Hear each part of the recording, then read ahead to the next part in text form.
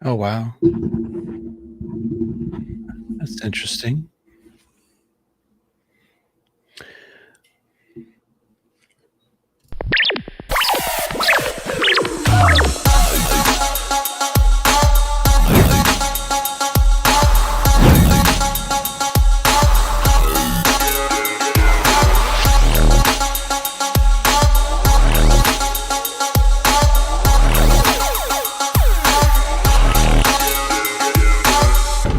This station is now the ultimate power in the universe.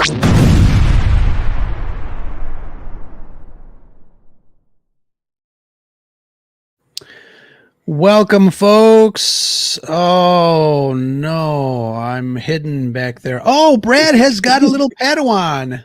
The unaltered clone. The unaltered clone. How are you, little Padawan? Yeah, It's he's like, talking where's to that you. voice? Where's that voice coming from? Hello. He looks as confused as you are. We're still talking about this show? We're still talking about this show? Oh, what shirt does he have? He's got the Rolling Stones. There you go. Yeah, I don't know what it is. When my son was a baby, my wife bought him a David Bowie rock and roll t-shirt. Oh, yeah. And those were always cool. Who else does he have? He has Rolling Stones, Pink Floyd. Yeah. Yeah. So babies in rock and roll t-shirts. What a funny combination. Yeah, that's what I thought too. Yeah. Excellent. Yeah, you say hi to everybody. Yeah. Say hello to everybody in the chat. Say hi. He's like, there's a chat?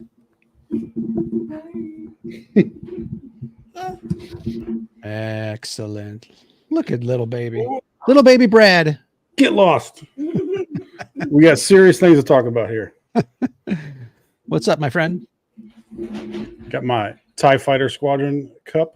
Oh, that's a nice one. Is that ceramic? It's whatever cups are made of. Yeah. Well, sometimes, Brad, they're plastic. Sometimes they're metal. No. Sometimes. And it's got this chocolatey, gooey, healthy dessert in it, too. Oh, very nice. Yum, yum, yum. Welcome, everybody.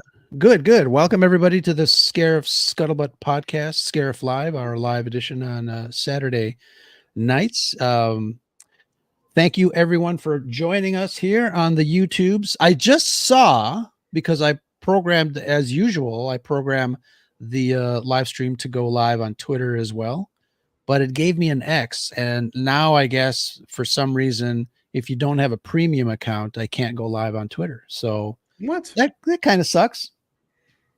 Yeah. But welcome, everybody. Let's see who's in here. Who was first? Isaac, who likes pork chops, apparently. Bill Clinton is here? Wow. Vader Rapina is here. He started earlier today, so it'll be a nice conversation with him. Our Star Trek actor Damon is in here from the Northern Territories of Canada. Welcome. Patrick is here. He says he's sorry he missed the last 2 weeks. I'm sure he was out there touching grass, as his avatar would suggest, getting the fresh air. Oh, very nice. It was Lee. Oh, hey, Lee. Glad you could tune in. Was it? What? Bill's one of my good friends. And, yeah. Yeah. Is everybody named Brad? It's Lee Brad? No, he's Lee, comma Brad. I don't see a comma. Oh my God. The man with two first names. I got 3 first names. Trust me. People yeah. That's funny. Oh, he was chilling. Patrick was chilling in Spain. That's awesome. This is the first time I did not watch the show a second time around to see if I liked it some more. I couldn't do it, man. Interesting. Yeah. I always watch it. Even if I don't like it, I always watch it twice just in case I, miss something. And then last night I was on Tim Talk's show, and we talked about this episode. Just kind of warming up my discussion points for tonight. Yeah. But before that, 2 announcements. I was going to ask you. Lucasfilm has posted that they are looking for somebody in their animation department. I had posted a question to folks out there on the Twitterverse, asking, what animation project would you like to see in the future now that looks like we might be getting something brand new. And obviously a lot of people commented, made some comments regarding what their preference is as far as what they'd like to see.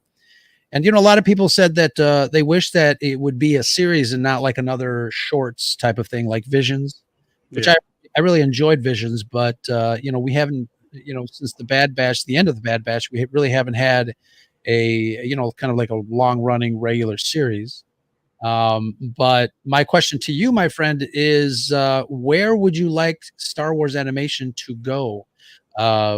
Any particular era of Star Wars, any characters, any storylines? What do you think? Well, you and I agree. I think our favorite timeline still is the original trilogy. And I would just love a show based in that time period between 4, 5, and 6, where they're just going at it. And it's just Rebels versus Empire.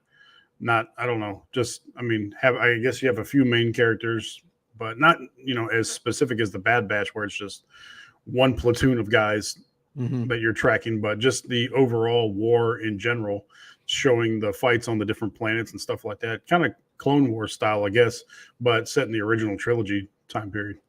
Yeah, and that's interesting because a lot of people mentioned that they really want to get out of the original trilogy era, and I'm like, no, that's the best era. I don't know what you're talking about. I mean, now with the advent of this new Rey movie coming out, we've got stories that are going to take place, after the sequels. Obviously, folks are reading some of the High Republic books. This series, The Acolyte, takes place, tail end of that.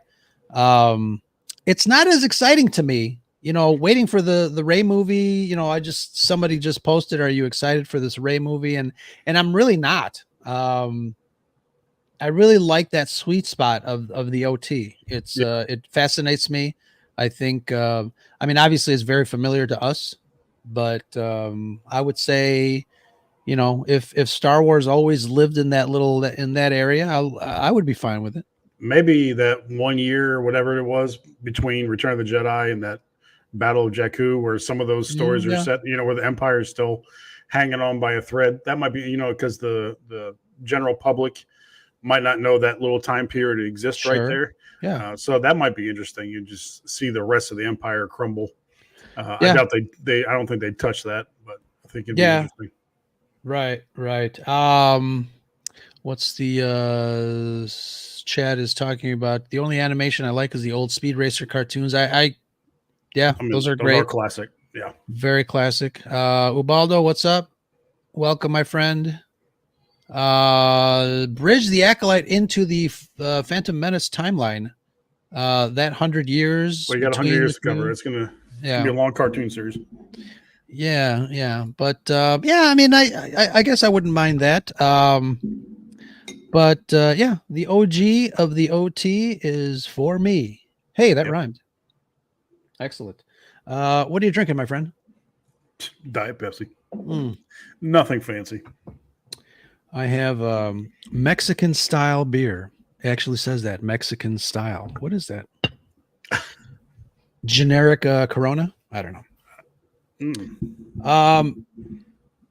Let's see. Subtle Deviancy says, if the Acolyte was the height of the Jedis and that was the best, I won't care about lesser ages in Disney's hands. Let's see. If the Acolyte was the height of the Jedi, I don't know.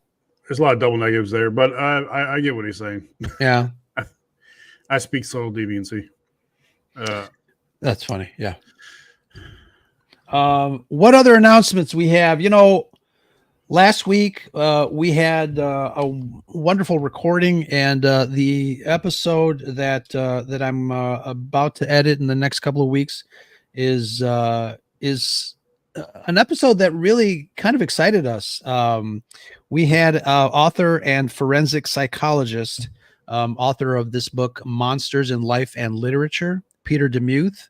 Yeah. We brought him on the show to talk about a specific monster, a specific antagonist in our Star Wars world, Anakin Skywalker, Darth Vader. And we really we talked about, I think we talked like an hour and a half, just really kind of breaking apart the what I like to call the 4 pillars of Darth Vader. Yoda mentioned them in the movies. Fear leads to anger, anger leads to hate, hate leads to suffering. So those 4 I guess characteristics of the fall of Anakin Skywalker into Darth Vader, we kind of picked it apart and really had a wonderful conversation. What was one of the what were some of the things that you took away from that conversation? I mean, it is one of my favorites that we've ever recorded. We've had, we've gotten the opportunity to interview some fairly big names in Star Wars, Claudia Gray, Steve Sansweet, others. And this one I've found to be the most, I mean, he's not even really connected with Star Wars at all, but I found this to be one of the most interesting conversations that we've ever had. And it reflected back on a lot of the old episodes that we recorded as well. But just looking into the inner psychology of Anakin Skywalker and how you go from a troubled kid to the villain he finally became. Sure. We've discussed Star Wars every which way to Sunday, and we still came up with new ways to discuss it in this conversation here. And there were some moments where like, oh wow, that's a cool way of looking at it. So I'm very excited about that one. I can't wait for people to give it a listen. Yeah, absolutely. And I think, I said that when we were recording, and I've said it before. I mean, Star Wars is how many decades old, and we're still, picking it apart. We're still talking about it. We're still examining kind of the broad strokes of Star Wars. There are lessons to be learned. There are, philosophies to kind of, tease out. So I think that's one of the things that makes Star Wars so, time tested and still around. Last night on Tim Talks, hopefully we'll see him in the chat in a bit, but I was on the show and I left the panel with a question. Subtle Deviancy, I think he liked that question when I posed it, but I mentioned the Star Wars is a couple of decades old. What would you do, if anything, to change Star Wars to make it last another 50 years? Because we are coming up on Star Wars 50th anniversary pretty soon, I would figure. But it's what would you do to, if anything, to change Star Wars to kind of usher it into the next generation, the next 50 years? Are you talking about like realistically? Yeah. I mean, not like Disney sell off Star Right. Wars. Yeah. Something that's not going to happen. I don't know. I don't focus on making content for the different audiences. We've talked about this a little bit on the show, but continue making this stuff for the kids. But they really need to make content, whether it be on the big screen or series on Disney Plus. They need to make content for those of us that have been around since the beginning of the franchise. Keep making content for all the different age groups and not just whatever tiny selected market they're going for right now, but actually make focused content for the different age groups, so we all have something that we can latch onto and enjoy. Yeah, it's I'm wondering too. What does Subtle Deviancy say? Actually, create heroes with heroes' journeys. Well, they got to let heroes be heroes again. This whole reframing it with this revisionist crap where we're making a villain out of the heroes and heroes out of the villains. That's not the way to go. Yeah, I think Star Wars is great at surviving in that. George Lucas made it pretty black and white. I mean, literally. The bad guys are bad guys, the good guys are heroes. And I think, and obviously during the time that Star Wars came out, I think the country and young people kind of needed that.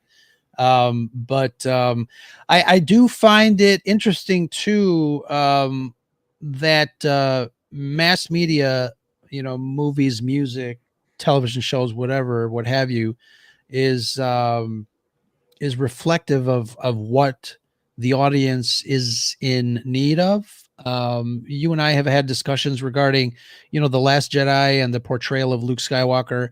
And for somebody of our age, that's one of the reasons that Luke Skywalker and The Last Jedi kind of rubbed us the wrong way.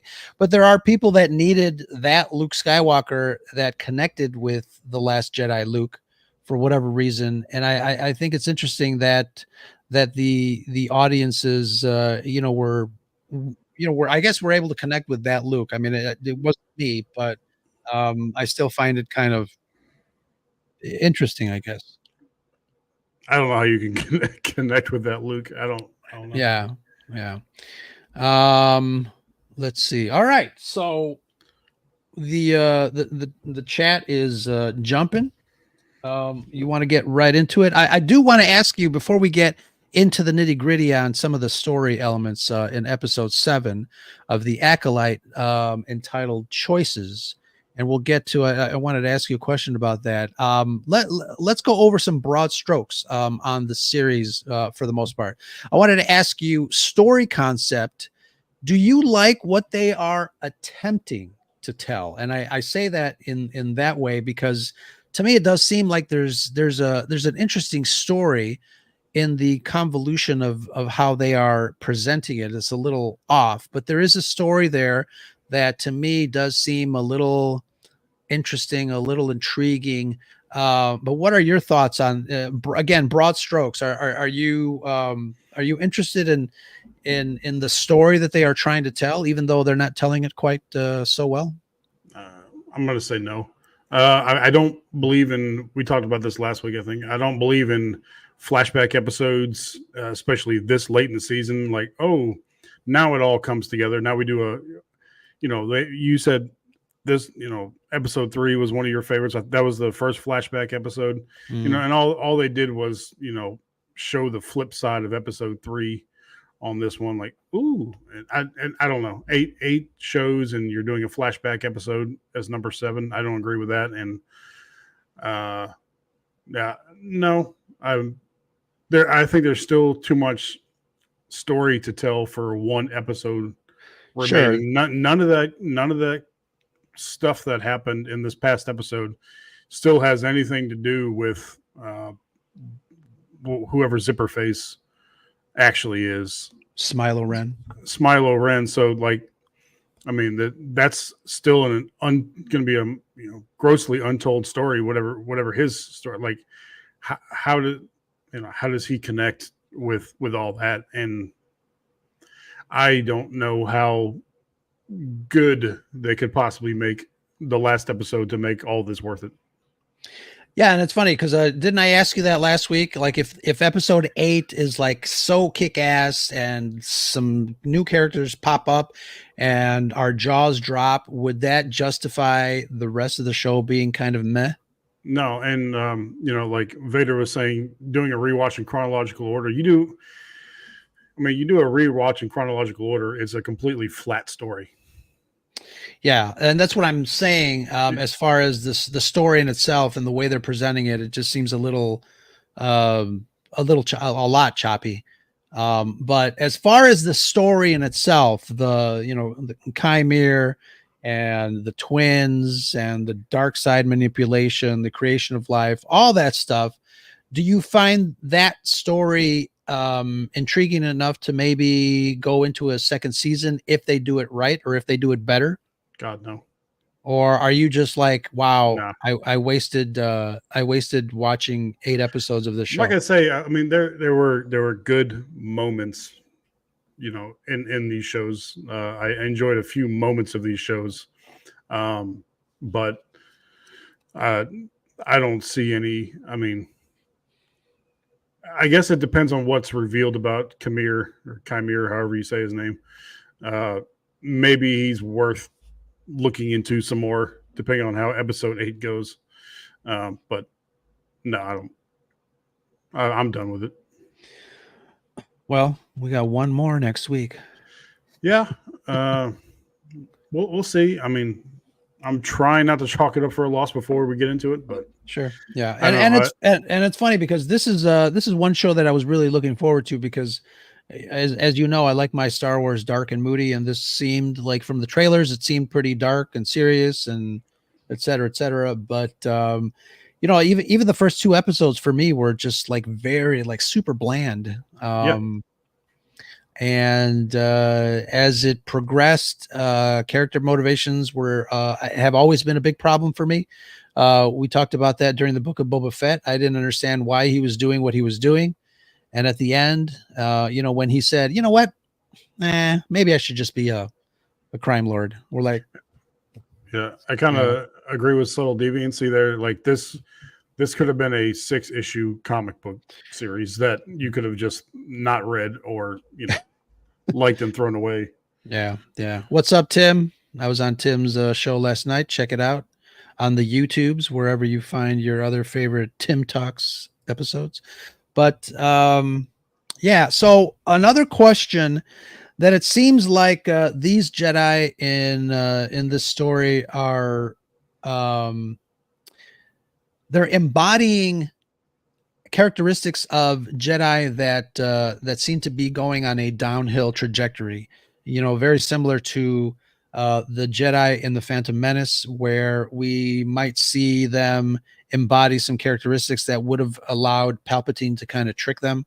But again, this is 100 years prior to the Phantom Menace. Do you feel like this type of story fits within the timeline? Are we too far away? No.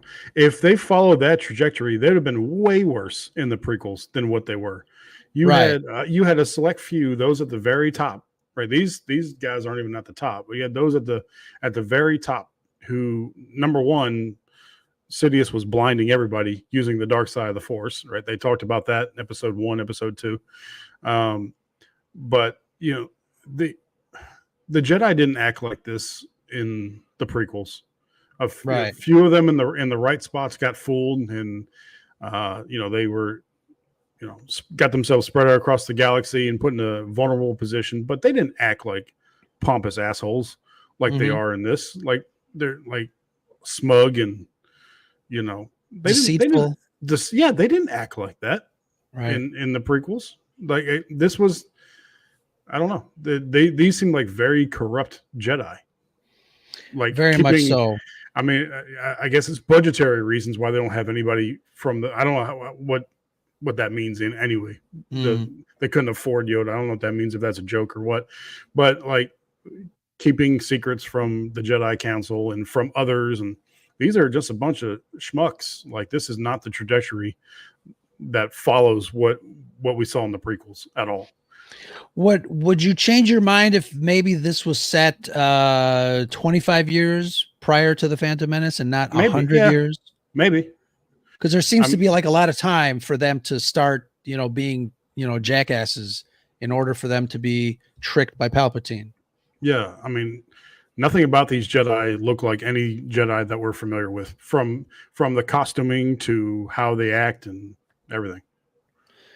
Yeah, and I'm going to put up Loki's comment here because that's actually what was my question next. The show actually undermines Palpatine and makes it so that it's not him that tricks the Jedi. The Jedi are just corrupt and dumb. That's what I said before. Like the prequels were supposed to show how they got outmatched, how they were playing checkers and he was playing chess the entire time. And they got tricked, right? He used that was the point of the Plagueis book, to further illustrate how he was using the dark side to cloud everything. Right. And they literally couldn't see possible futures, timelines, to correct, course correct. But no, this whole revisionist thing that Disney's doing, they just completely make it the Jedi's fault and that they're a bunch of prideful assholes. Yeah, I agree. So, folks are obviously now at this moment calling for a season 2 of The Acolyte. I'm very doubtful that they're going to greenlight a season 2, but in the case of being a devil's advocate, if a season 2 is greenlit, are there any deal breakers for you as far as story comes? And I think, this next episode on Tuesday, we're not going to get the resolution of some of the story points that have been presented thus far. They're going to leave some stuff, vague. They're going to leave some stuff on the cutting room floor. Star Wars Meg said that next week the discourse of us fans is going to be very interesting. And I think with Star Wars fans, it's always going to be interesting, but I think no one is going to be satisfied. And a lot of people that have invested their time in this show are really going to be ticked off. Wait, we got somebody else that wants to weigh in. You got more? Okay. Yeah. Tell him. What does Liam say? Yeah. I agree.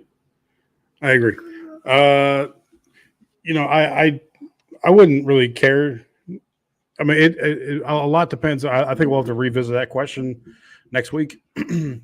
After we see, the final episode. Sure. But it's not even been like the acting that's been bad. I think that, the acting's been relatively fine throughout the course of the show from most of the characters, from at least 90% of the characters. It's just the overall storyline and what they're doing with the characters. Yeah, exactly. Brad, you have a message on screen from inside the booth. He looks a little bit like me. I would hope so. I mean, really. Well, now you have reference material. So the little the penguin's baby. Right. That's too funny. All right, so episode 7. Yeah, I'm sorry. What Damon says, like it. I don't. Kamir better not be Darth Plagueis. I'm done. I'm hanging. I'm hanging it up. I'm done. Put a fork in me. I'm done.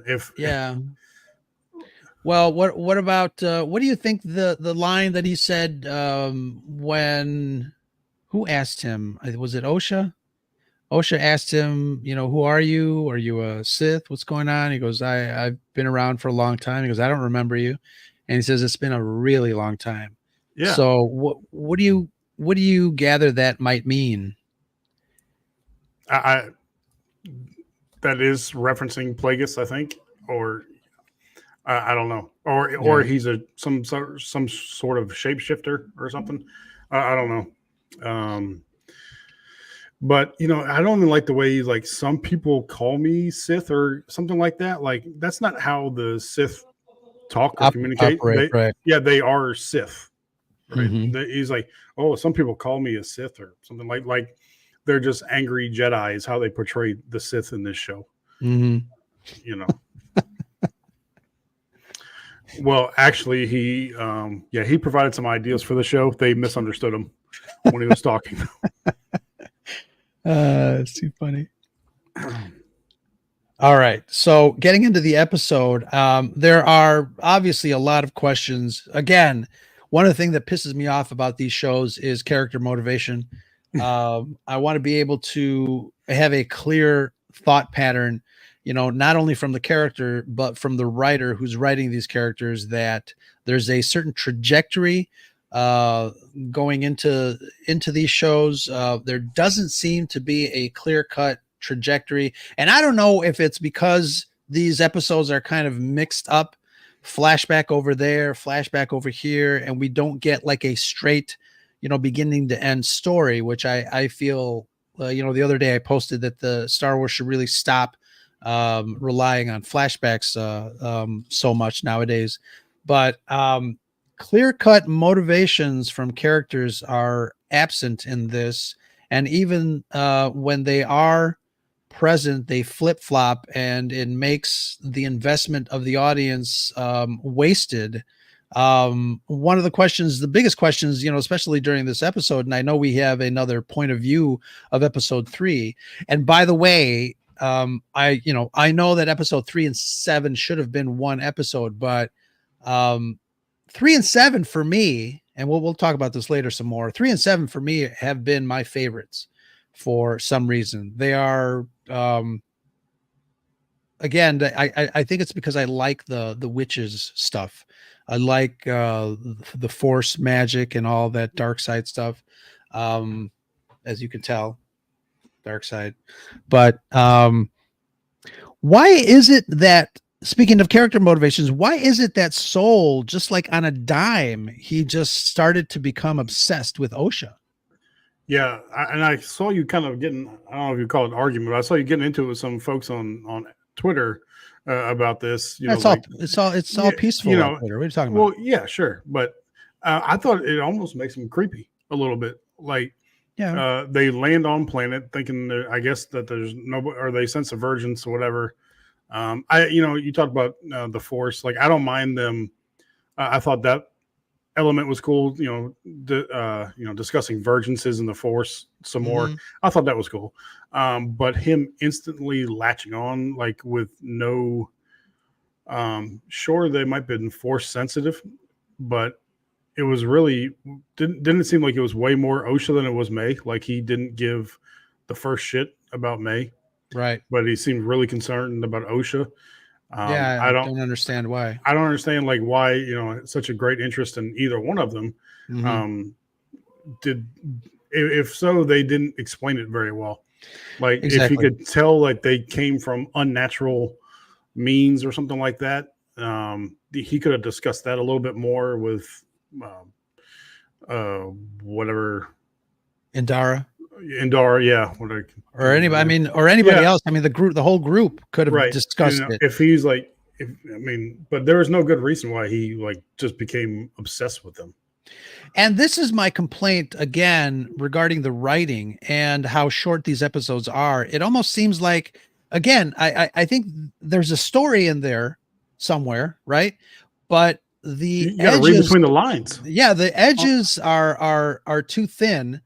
You do have to read between the lines, and I understand with any fandom, especially Star Wars, fans get together and discuss and hypothesize and predict and kind of examine things. But I think we're in overtime trying to extrapolate information that isn't there, that isn't present. And I think a lot of us are reaching for something to grasp, because there is no story for the most part. Yeah, it used to be your headcanon would just like supplement the big Sure. story. And But now we're creating it. It's We're like creating the story. 75% headcanon of what we think might be going on. It's Yeah, just yeah, not there. totally And agree. the other, the other dweeb with, you put on the thumbnail like, oh, I want to go home. Like, really, that's his motivation. Like, he cried more than Anakin did, ever. And like, it was really stupid. Yeah, I wanted to ask you. So next question I had really, again, just speaking about character motivations. In the middle of the episode, right before the big battle with Kilnaka, May pretty much sees Soul kill Mother Anastasia, and I feel like, shouldn't this be a more important motivation in wanting to kill the Jedi and Soul once May reaches that age? And then again, she does that, but then she changes her mind. She's like, "Oh, my sister's alive. Okay, yeah, but your mother's still dead. The Jedi still killed her. You were there as a child. Wouldn't you still be upset at it?" Yeah, but then she flippy flopped again, though. Right. Which it's like it depends on which day of the week it is for her to be evil or not. And I think Loki is right. I think we're doing way too much work for the show when it comes to trying to explain the narrative. And I don't think it's on purpose. Like, yeah, like as a movie company or whatever, you want people talking about your show. But I don't think all this extrapolation that we're doing, I don't think it's on purpose. I think it's just lack of good writing.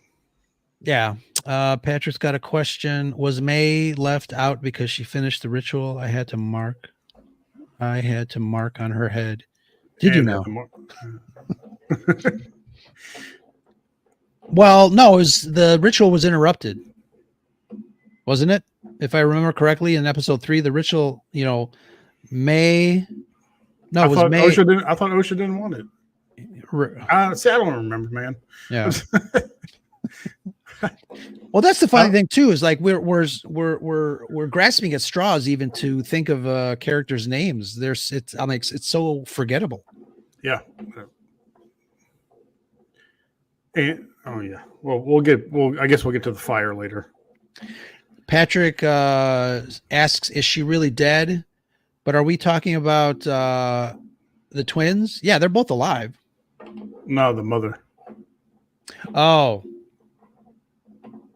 yeah. Well, so let's get into that. That fight after the Jedi go back in and try to rescue the twins. Again, such a weird obsession, even from Torben. Torben's like, "What? We found divergence? Okay, that means that we can go home after we get these twins. Let's go." And then he zips off, tries to get in. Soul's like, "Wait, no." Again, it's such like weak. Okay, and if he's interaction, if he's such a whiny bitch, then how does he make Jedi Master 6 years after this? After these, well, let's go back to that. All right, right? How does he make Jedi Master in 6 years after being a whiny ass little Padawan? That doesn't make any sense. Yeah, I'm telling you, it was hush money. That sounds like conspiracy. Yeah, don't make any sense. I don't know. The fight was cool. I love seeing the different uses of the Force into the whole turning into a mist and that sort of thing. That looked pretty cool visually. Yeah, and what about Mother Coral? She so let me ask you this: Mother Coral turned into the black mist, and then she disappeared, and then Kilnaka popped in. Did she disappear to let the other? See, the first thing that hit me, like, she was controlling Kilnaka. I thought she was like, in him. Like that. That's what I thought the second time. The first time I thought, well, she just disappeared, and then the rest of the witches, the ones that were doing the little, swaying back and forth, were the ones that were controlling her. I thought she possessed him. Yeah, so did I. But yeah, the fight was good. It was well choreographed. And then again, it seems like the Padawans really have some really decent Jedi skills. You have Jecki, who was holding her own in the forest with Kamir, and then you have Torben again, demonstrating some really great Jedi moves. Even had a little Anakin, lightsaber behind the back turns when the other witches were firing their bows and arrows. Yeah, I don't care about that kid. He's worse than Yord. He makes Yord look good.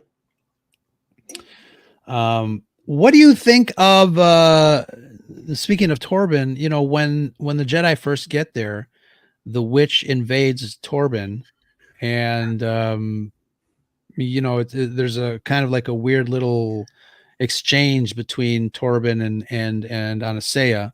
Yeah. I thought that was done well. I think but then they kind of I thought it was done well, but I feel like they kind of just like dropped it or muted it for the rest of the show. Like, I know it was troubling him. You could see that it was troubling him, but I wish they had continued with the like the mental taunting and stuff like that throughout the entire course of the show. I felt like they went away from it. What the I settle. And such a weak motivation of wanting to go home. Such a weak, like she could have taunted him about, everybody's got secrets, everybody's got fears, and whatever doubts, if it was something cool, but just wanting to go home, that's lame. Yeah, it's kind of lame. Although there is this allegory of biblical proportions, if you will, the tempting of Adam in the Garden of Eden. It almost had that kind of feel to it, and Anastasia was saying, just tell me what you want, I'll give it to you. Just tell me, and then finally he says, "Yeah, I want to go home." And then that's when he gets released, I guess. But that's from the outside world. That's when they start to pay attention that he fell to his knees. So it almost seems like, and again, it does seem like they dropped the whole temptation situation at that moment.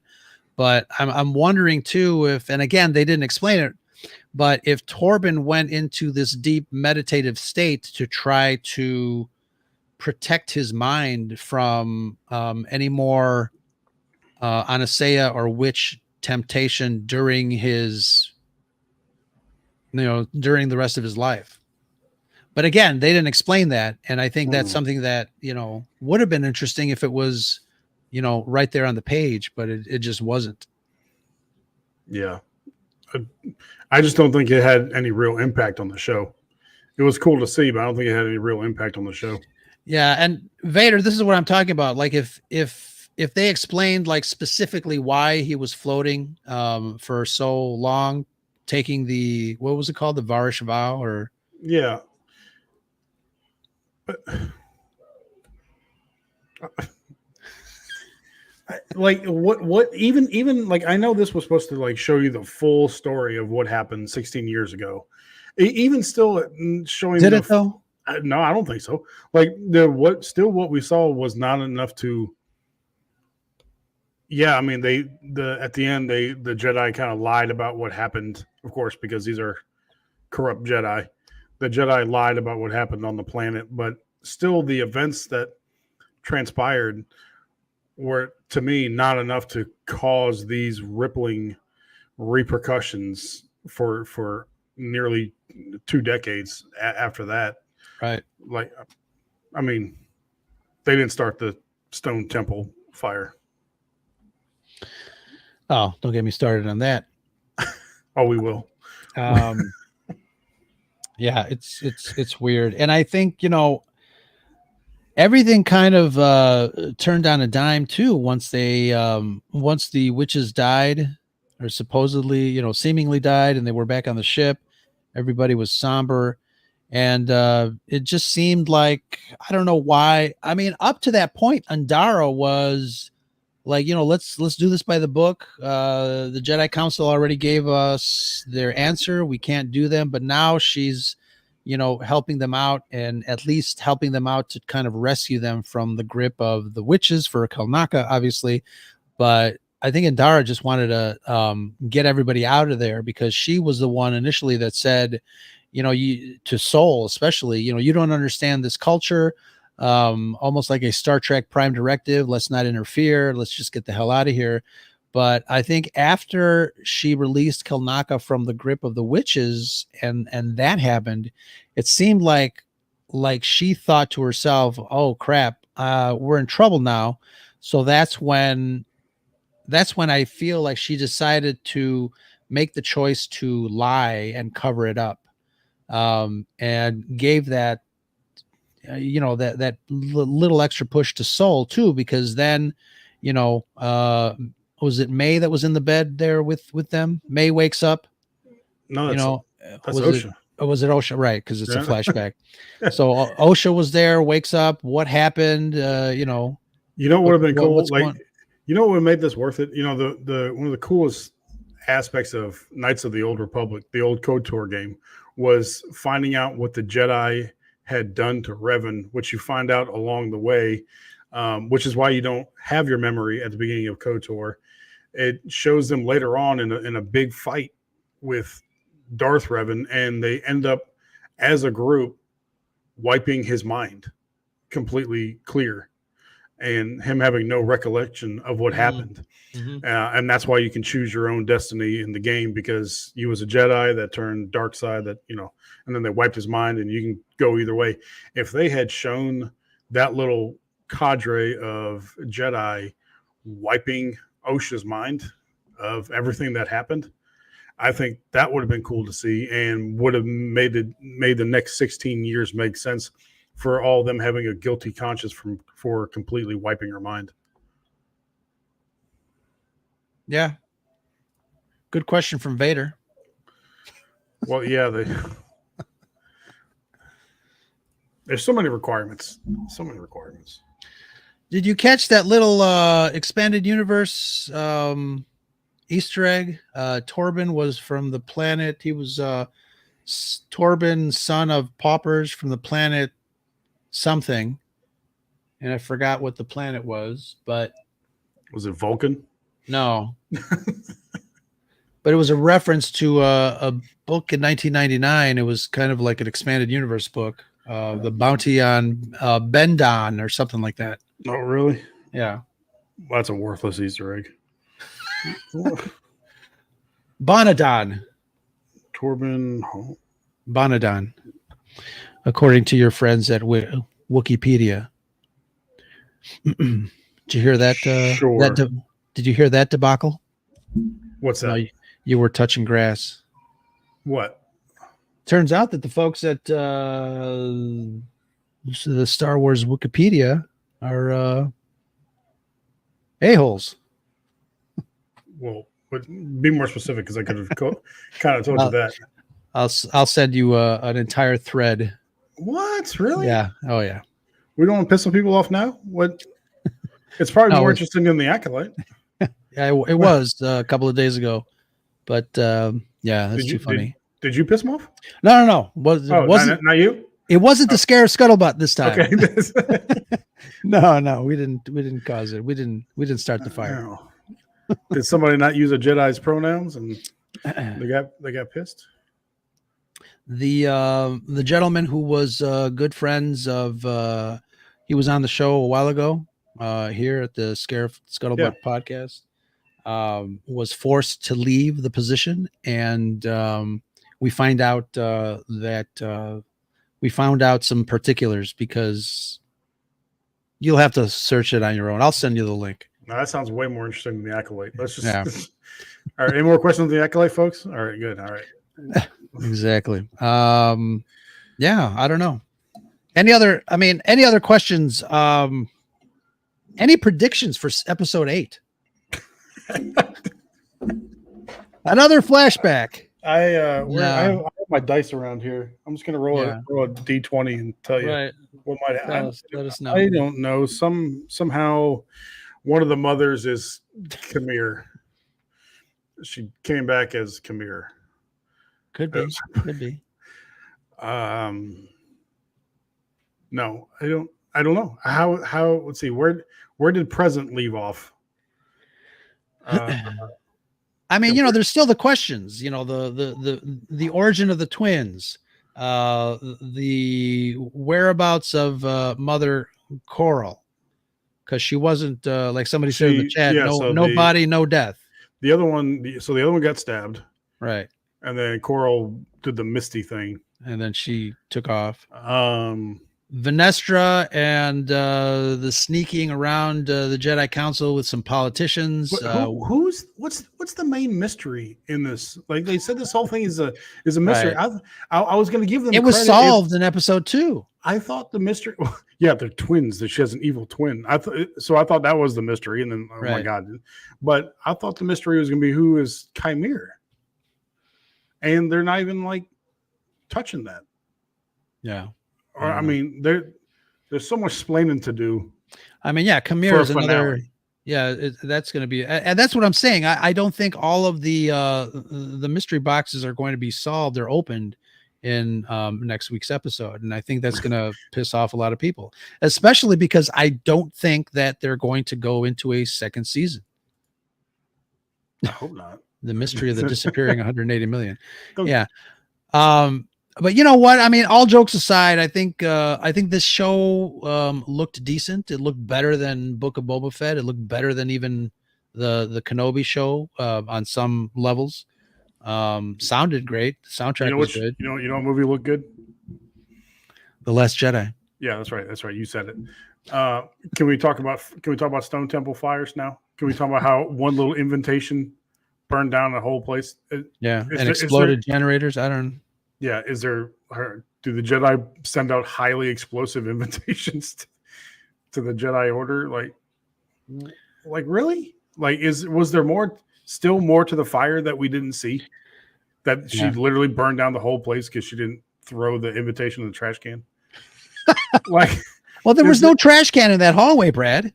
There wasn't, but there should have been a droid or something. Was there something else to the fire that they still didn't show? Like the one tiny little invitation burned down an entire stone temple, right? And it exploded their generators. I don't know. It's weird, like a feedback loop. Do stones erupt in fire? And I did a Google search. I did a Google search though. There are stone that are combustible. That's how bad this show is. Like, I'm Googling what is the flashpoint of stones, because I'm like, do stones burn at lower temperature? And most articles, you're like, stones are not flammable. You find, and I'm like, okay, good. What I thought about nature is true. But then again, whose idea was to build a temple or a mining base out of stone that's based in sulfur that can burn? I don't. I have. What are your predictions for the last episode?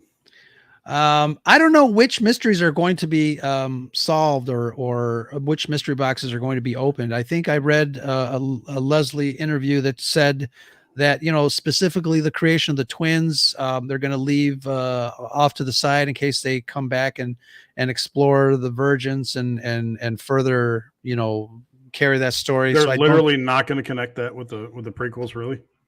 Not yet. So, I think what if any of the story points are you more eager to see resolved? Just who the hell is Chimere? Yeah, that's the big one, right? What's his connection with Saul? Which I thought, based off his conversations, I mean, obviously they were going to talk about what happened 16 years ago, but I thought the flashbacks were going to be more, who is Chimere and what is his connection with Saul? Mm-hmm. But hopefully they explain that in the show. Other than that, he's just some Sith. Right. Yeah, I don't know. I think everybody's going to die. Saul is going to get killed by May, and May is not going to use a weapon, and it'll be what she started out to begin with, to kill a Jedi without a weapon. Not redemption, because Disney loves redemption. Oh God. Yeah, I mean, that's one thing that I hope that it doesn't happen. I even forgot about the whole redemption thing. I know, Andrew from Coruscant Radio Underground was talking about how, they want to make this kind of like a postmodern Star Wars where, there's a gray area in morality and all that stuff. But I don't know. I mean, they just did start showing Chimere trying to corrupt. I mean, literally the name of that episode, trying to corrupt Osha. Mm. So is he going to flip her that quick, and May's going to flip that quick? I mean, no idea. You just you can roll a die to figure out to predict what's going to happen in episode 8. Yeah, but we'll see. We got one more Tuesday, and then we're back here to talk. I might invite a whole bunch of people to talk. Oh, and speaking of inviting a whole bunch of people, that post that you posted a couple of weeks ago was great. I can't find it, but why don't you tell folks that question that you posed to people? And I know some of the people in the chat did respond, but we have a special 200th episode that we are planning to be live in about 2 weeks, 2 Saturdays from now.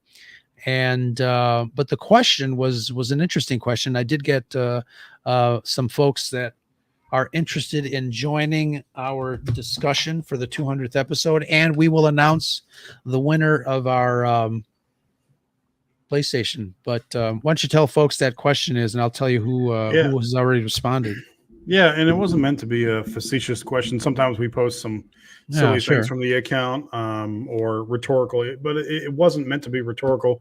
It was based off the fact that we've been obviously criticizing the Acolyte for however many episodes now, and then I was watching the show with my son, and he kind of he enjoyed it more than I did, and I started thinking to myself, well, do we just have standards that are impossibly high for a fictional series? Do we have these, I don't know, you can almost call it delusions of grandeur about Star Wars? Do we have impossibly high standards for Star Wars? And that's why we are constantly disappointed, is because they cannot meet these standards that we've put too high for this franchise. So that's the question I posed on Twitter or X. Do we have impossibly high standards for Star Wars, and is it time to lower our standards for the franchise? And it may have come, may have come across as facetious or rhetorical. It wasn't, and I'm glad it actually sparked some conversation on Twitter, and so good that we want to dedicate our 200th episode to that discussion, and I'm glad we'll have some folks on there with us. Yeah, absolutely. We got some really great responses so far. The folks over at Force Dyad, Will Parker, Jason B. Williams, Blake Dork Wars, Jesse from Crusher Conversations. We're all Andrew from the Science Fictionary. I think we are ready to talk about that topic. It's a great topic and it's a great discussion point. So that'll be a lot of fun. Our 200th episode. What's the date? The 27th of July. We'll set that up and we'll get some folks invited. But that's going to be a good one. Oh, Damon's on that panel as well. He's in the chat. Sweet. So that's fantastic. And I hope it's an actual discussion. Like, I don't want all one side or the other. I want to hear some points of view so we can actually dig deeper into it. Sure, absolutely. So we're gonna. Somebody had posed the question way up earlier tonight. Let's do our ratings. How many Brendocs out of 10 would you give this episode? How many Torbins? How many Torbins that want to go home? You got. And it's funny though, if we go back to our shows, I mean, we've actually been kind of consistent. I don't think this is going to be the biggest difference, I think. Yeah. But it's funny though, because even though we're not like super thrilled with this series, we've been kind of consistent, at least in the mid area. And I do remember, back when we were doing Ahsoka, I mean, I gave one of the episodes like a 2, a 3. I don't think it's gone that low. For me, maybe the first 2, but I don't remember going lower than a 4. I put the Ahsoka series over this, and I didn't really care for that series at all. Right. But I think if I went back, I could see myself going back to rewatch Ahsoka. Mm-hmm. I don't see myself going back to rewatch this one. 3.5 Torbins. Oh, okay. Yeah. And I posted the other day that tonight's discussion was going to be interesting. Brad hates it. Ro likes it. But I would give this 6 out of 10. And again, I realized that episode 3 and 7 should have been one complete episode, but I whenever we see the witches, they're always interesting. And I think the actress that plays Mother Anastasia is pretty phenomenal. She's I don't know, her mannerisms, her costume, her look is just fascinating. And I think I like her as a character. I like the interpretation of the Force that we saw in the 3rd episode. So yes, for me, 6 out of 10. Yeah. If they had actually made them like Night Sisters and look like Night Sisters, I think that would have been a lot cooler. Yeah, but we understand that there are other I mean, just to connect it. Yeah, I think it would have been cool. And at least we got to mention though. We got to mention the Night Sisters. Yeah, but if you had the visuals of the green magic that they use and stuff like that, I think that would have been cool. Yeah. Any points I do give it are from the things that Rose mentioned, the music, the visuals, and I think the acting has been decent. Sure. Yeah. But Damon, I think this pretty much sums up the entire series for us so far. I think the writing, pacing, editing has kind of been weird, and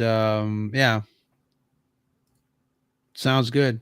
I'm not excited for the finale. Like most series, like people, The Sopranos and other shows like that, like people were just dying for the finale. I'm not. It'll be interesting to see what the hell happens. Sure, but I'm not excited for it. And what gets resolved. It's going to be weird. I mean, next week, our discussion is going to be so. Oh, tough. God. Can you just put up what Loki asked there? What was that? Oh, that's right. What the was ending that? credit song. They did a little Willow there. Words? We don't do words. We don't do words in Star Wars. We don't do words. You know, the good thing is that it wasn't actually in the show. It was in the credits. I don't care. We don't do words. Thank you for bringing that up. We're down to totally 2.5. Thank you. We're down to 2.5. That's that pissed me off so much. I'm like, what is this? Yeah, and I didn't even stick around for the credits the first time, and then when people started saying, "What the hell was that in the credits?" I'm like, "What happened to the credits?" Yeah, words, bro. Yeah, words happened. Too funny. All right, any final thoughts? Episode 7 of the Acolyte. Just no, no. Yeah. Again, it's like I see what they're trying to do. It's just executed so poorly, and I think Star Wars fans deserve better. I think we'll discuss that in a couple of weeks. Yeah, for sure. But I mean, I think one episode left. We can pretty much give our overall ratings, like you said. Yeah. This last episode could be so fantastic, and Luke Skywalker shows up, but it's still not gonna, fix the rest of it. But if they put Ian McDermott in there and did some CGI stuff or whatever they do, the de-aging, if they put Ian McDermott in there, that'll do it for you. It might go over the 5 mark again for me. Oh wow. Well. Be careful what you wish for. Somehow Palpatine returns again. Before that. Yeah. All right, my friend. Folks, if you are still watching, little side note, there's a little buy me a coffee logo up there. If you guys enjoy when Brad and I are on here talking some BS about Star Wars, please show your love. Send us a coffee, and we appreciate it very much. Find us wherever you find your other favorite podcasts. We drop new episodes every Thursday. We are live here on the tubes on Saturdays at 7. We will see you next time, and that's about it. Brad, you want to take us out? Enjoy Star Wars responsibly. That's Scuttlebutt. You're talking to Disney specifically. Yes. Produce Star Wars responsibly. There you go. And that's the Scuttlebutt. All right, folks. Everybody in the chat, love you guys. Thanks for joining us on tonight's Scarif Live. We'll see you guys next time, and please interact with us on Twitter. We love when you guys answer our questions. When you humor us, when you talk at us, talk with us, laugh at us, whatever it is that you want. We are here for you guys, but we enjoy your interaction. That's why we bought ourselves microphones and cameras to talk to you guys. And yeah, excellent. Mostly just to hear ourselves talk, but thanks for tuning in. Yes, absolutely. Talk to you guys later.